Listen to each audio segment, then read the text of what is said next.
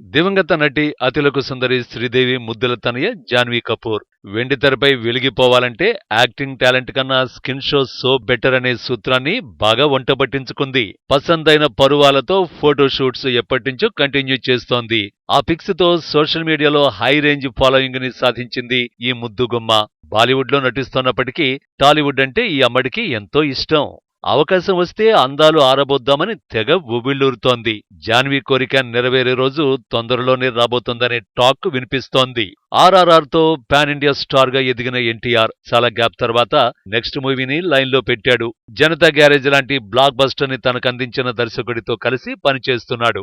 ఆ చిత్ర దర్శకుడు కొరటాల శివ ఎన్టీఆర్ నటించే 30వ చిత్రాన్ని తెరకెక్కించబోతున్నాడు. పాన్ ఇండియా మూవీగా ప్లాన్ చేస్తున్న ఈ చిత్రంలో హీరోయిన్ గా జాన్వీ కపూర్ దాదాపు కన్ఫర్మ్ అయిందని తెలుస్తోంది.